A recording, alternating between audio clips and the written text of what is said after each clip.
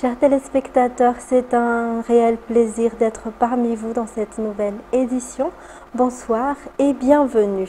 À la une de l'actualité de ce soir, le président du Sénat malgache, le général Ravalomanana Richard, a participé à la 3e édition du Forum des présidents des Sénats et chambres hautes des pays de l'hémisphère sud qui s'est tenu les 28 et 29 avril dernier à Rabat au Maroc. Ce sommet a été l'occasion d'un échange entre régions et continents du Sud. Les détails avec Miarvoula Tsfiran. Ce forum a réuni les présidents des Sénats et chambres hautes représentant les régions d'Afrique, d'Amérique latine, d'Asie, des Caraïbes et des pays arabes.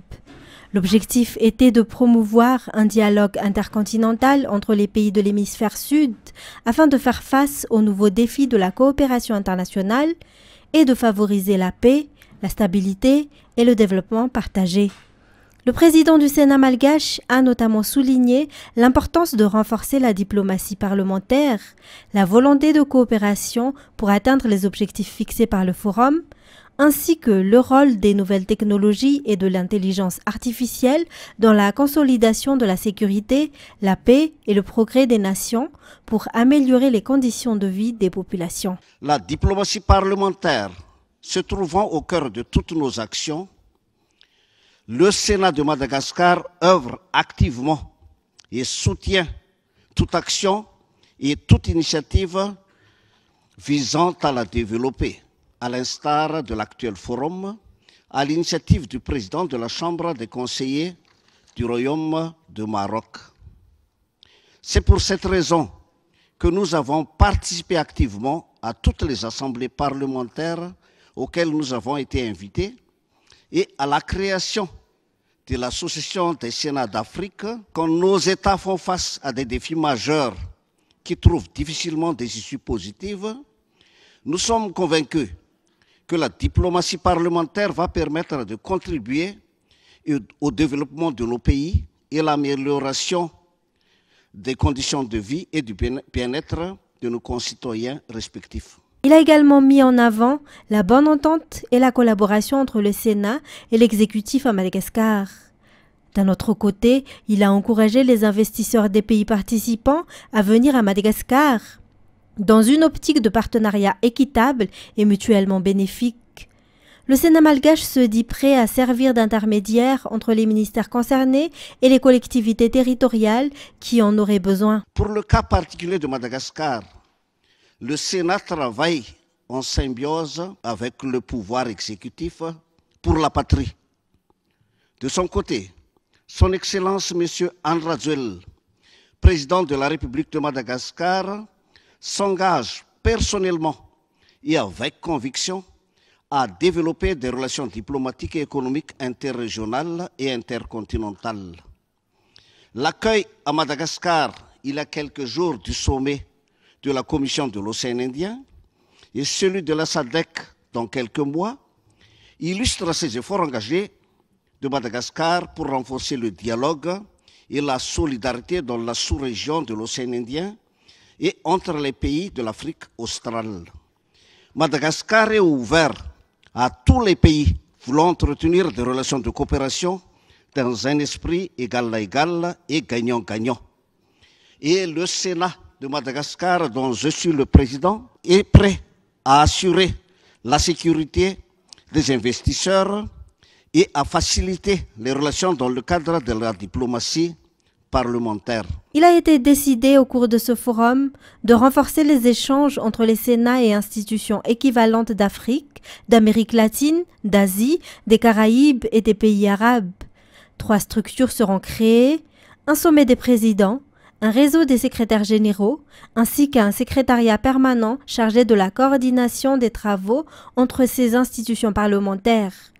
L'objectif est de faire de ce forum un cadre institutionnel fort et pérenne pour favoriser l'expansion, la coopération et la coordination entre les pays du Sud.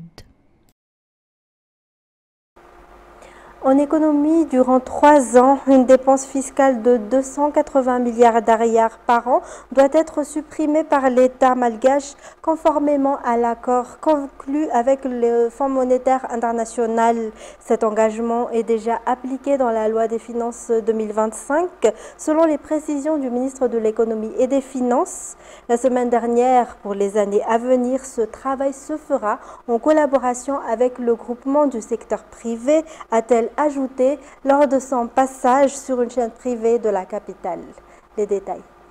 L'un des critères permettant à Madagascar d'obtenir l'accord de la deuxième revue de la FEC, Facilité élargie de crédit, et de la FRD, Facilité pour la résilience et la durabilité, est le niveau des recettes fiscales collectées par l'État.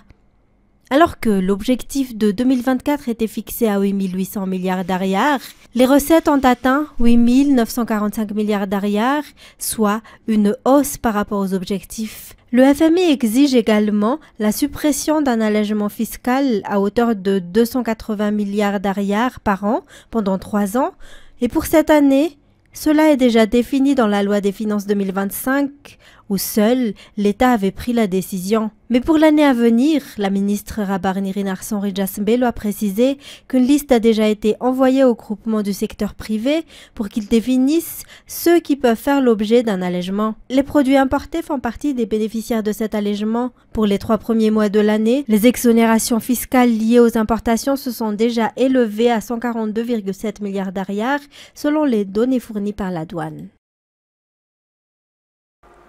Dans un tout autre sujet, la société civile œuvrant dans le domaine de la santé mobilise le secteur privé afin que ce dernier participe au financement des vaccins à Madagascar. Cette initiative a un impact significatif car cela assurera la couverture vaccinale pour la population sur l'ensemble du territoire selon les explications. Antoniana Martina, Sech Anjanab. Dans le cadre de la recherche de sources de financement durable pour l'acquisition de vaccins à Madagascar, tous les acteurs concernés se sont impliqués. Cela inclut les parlementaires, notamment la Commission de la santé publique, ainsi que les organisations de la société civile intervenant dans le secteur de la santé.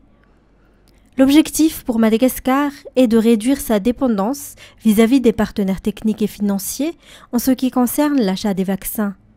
Actuellement, les organisations de la société civile multiplient les plaidoyers pour encourager le secteur privé à s'impliquer dans le financement des vaccins. Pour rappel, 11% du financement des vaccins est pris en charge par l'État malgache dans le cadre de cofinancement avec Gavi. Dans les actualités également, la ville de Mourndave, dans la région de Menabe, accueillera demain la célébration nationale de la Journée mondiale de la liberté de la presse, sous l'égide du ministère de la Communication et de la Culture.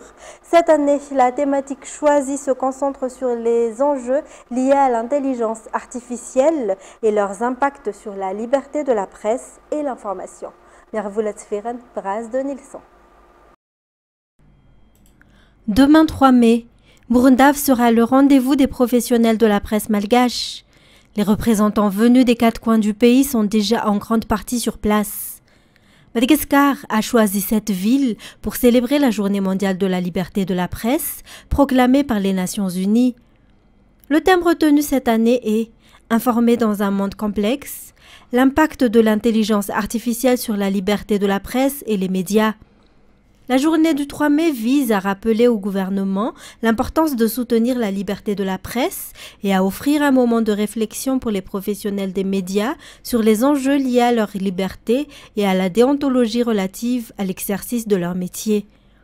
Outre la cérémonie nationale à Mourndave, cette journée sera également marquée par la 2e édition du tournoi sportif Irayaniakians, qui opposera les médias dans 3 disciplines, le foot à 7, le basket et la pétanque en doublette.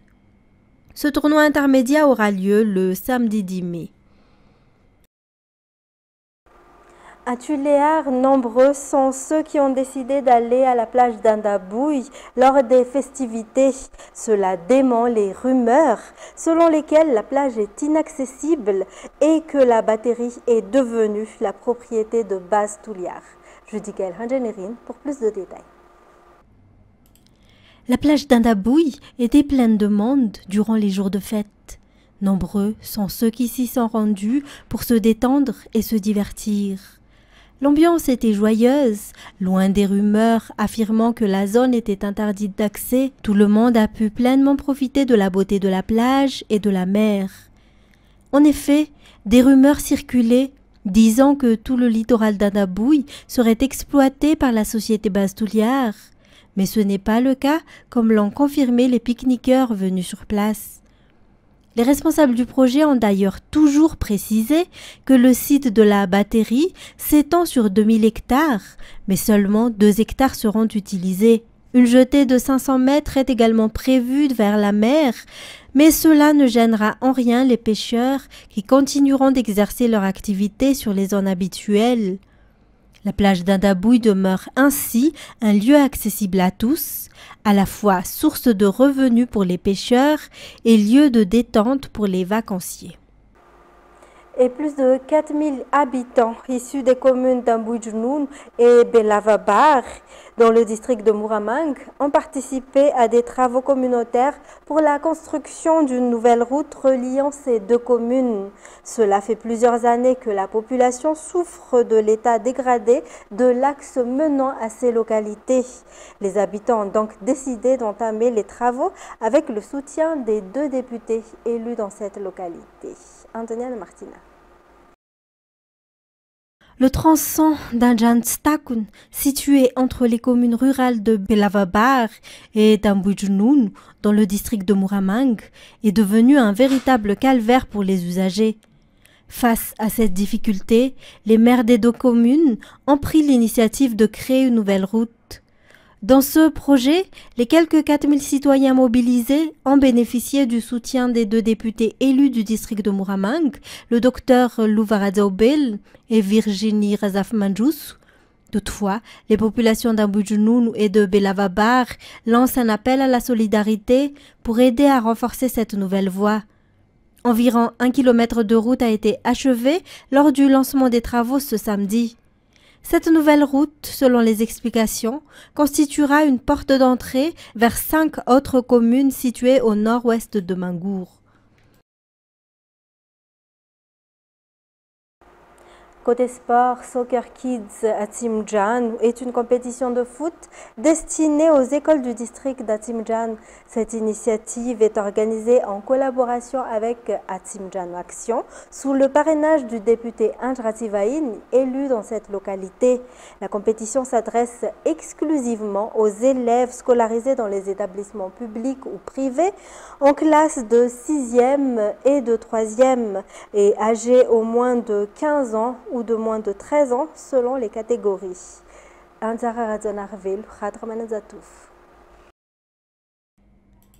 Afin de relancer le sport scolaire et d'apporter un nouveau souffle dans le domaine, Atimjan Action, dirigé par le député élu du district d'Atimjan, met en place la compétition baptisée Soccer Kids Atimjan. Cette initiative est ouverte à toutes les écoles du district et se décline en 2 catégories d'âge, moins de 13 ans et moins de 15 ans, pour les élèves de la 6e à la 3e. Le district d'Atimjan sera divisé en 2 zones de compétition, la zone A et la zone B. Chaque zone ne pourra accueillir que 10 écoles par catégorie. Les matchs se joueront à 9 joueurs sur le terrain. La cagnotte totale des récompenses s'élève à 5 millions d'ariars, distribués aux équipes gagnantes jusqu'à la 6e place. Des prix seront également remis à l'école championne et à la ZAP dont elle est issue. Il est à noter que cette compétition scolaire se déroulera au mois de juin dans le district d'Atimjan. Et on passe aux actualités internationales. Ce qui se passe à Gaza est une abomination, a déclaré Mike Ryan, directeur général adjoint de l'OMS. Jeudi, au moins 29 personnes ont été tuées dans les frappes israéliennes, selon la défense civile de Gaza. France 24. À l'hôpital Nasser de Khan Younes, une nouvelle famille endeuillée. Une frappe israélienne a touché un camp de réfugiés. De nombreux morts sont à déplorer, dont des enfants. Il avait 9 ans et son frère 11. Quel rapport ont-ils avec les roquettes ou la résistance? Ils cherchaient simplement du pain pour manger, ils n'avaient même pas de farine. La population est toujours confrontée à des pénuries alimentaires et à l'absence d'aide internationale, conséquence du blocus imposé par Israël depuis 2 mois. Selon l'ONU, près de 3000 camions transportant de l'aide humanitaire sont bloqués à la frontière à l'extérieur de Gaza. Une situation qui nuit avant tout aux enfants selon les médecins. L'Organisation mondiale de la santé dit sa colère face à cette indifférence générale. En tant que médecin, je suis en colère. Je m'en veux de ne pas en faire assez. Je suis en colère contre tout le monde ici, je suis en colère contre vous, je suis en colère contre le monde. Cela ne devrait pas arriver, cela ne peut pas continuer, cela doit cesser, c'est une abomination. C'est une abomination. Ce jeudi, le Premier ministre Benyamin Netanyahou a réitéré son objectif de vaincre le Hamas et de ramener les otages encore détenus par le groupe islamiste. Selon lui, jusqu'à 24 d'entre eux seraient encore en vie. Et à partir de ce jour, les petits colis en provenance de Chine, notamment ceux des plateformes des e-commerce Shein et Temu, seront soumis à de lourds droits de douane à leur arrivée sur le sol américain. Les envois traités par des transporteurs privés comme UPS et FedEx seront taxés à hauteur de 145% dans le sillage des nouvelles mesures tarifaires imposées sur les produits chinois depuis début avril. France 24. C'est une nouvelle étape dans la guerre commerciale menée par Washington contre Pékin. Dès vendredi, les petits colis valant moins de 800 € venant de Chine vont être frappés par des droits de douane très punitifs. Plus 145% pour les colis acheminés par des transporteurs privés ou un forfait de 100 $ pour les colis acheminés par la poste. Dans le viseur de Donald Trump, les géants chinois du e-commerce comme Shein et Temu qui inondent le marché américain de vêtements et d'articles de maison bon marché. Depuis avril, Washington impose déjà une surtaxe de 145% sur de nombreux produits chinois. Et les effets se font déjà sentir, comme ici dans le port de Los Angeles, qui tourne désormais au ralenti. Moins 35% d'activité par rapport à l'année dernière. Les droits de douane de 145% imposés à la Chine rendent les marchandises trop chères pour les importateurs américains. De nombreux détaillants et fabricants ont appuyé sur le bouton pause, interrompant toutes les livraisons en provenance de la Chine. Pour stopper l'escalade douanière, l'administration américaine a annoncé jeudi que des discussions avec la Chine auront lieu prochainement. Je suis persuadé que les Chinois voudront parvenir à un accord. Et comme je l'ai dit, il s'agira d'un processus en plusieurs étapes. Tout d'abord, nous devons désamorcer l'escalade, puis, au fil du temps, nous commencerons à nous concentrer sur un accord commercial plus large. De son côté, Pékin s'est dit vendredi ouvert au dialogue, tout en avertissant les États-Unis sur la méthode à suivre. Si les États-Unis veulent discuter, ils doivent montrer leur sincérité à le faire. Être prêts à corriger leurs mauvaises pratiques, annuler les droits de douane unilatéraux et agir.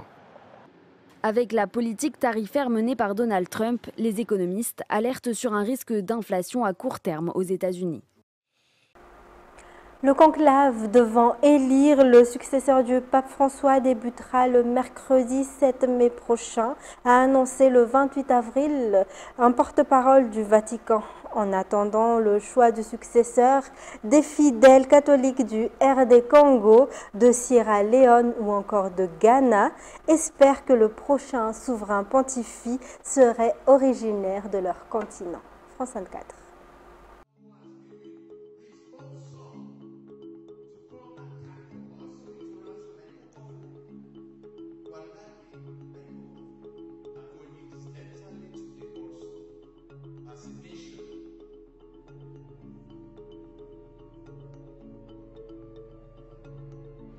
And if we are asking about things that we remember, we have so many for Pope Francis.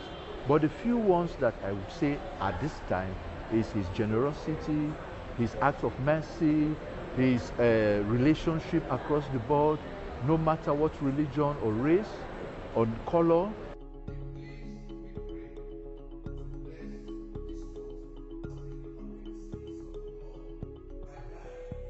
And if we could have the next Pope from Africa, it actually demonstrates the totality of our Christian faith in God and our love for humanity.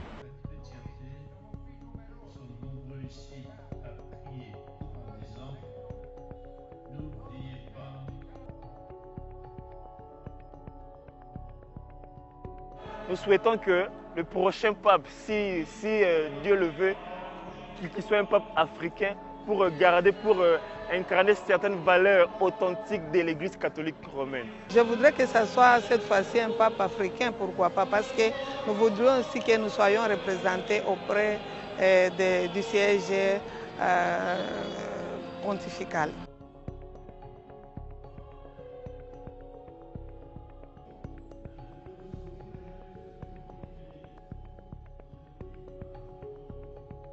Les Africains ne sont pas à la revendication, à la conquête d'un pape.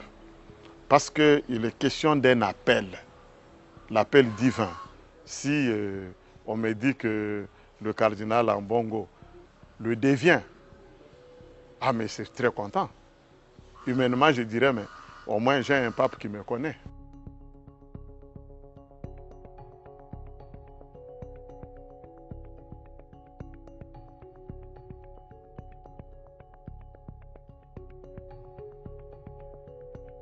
If we are taking an African just because he's an African, is he going to lead only Africans? No, it's a universal church. It's the whole church. But I know that Archbishop Texan is qualified. I know that he has the skills. If he's selected, I know that he will do a very great job. So for me, I'm looking for one who is qualified. If he happens to be the African, yes, why not?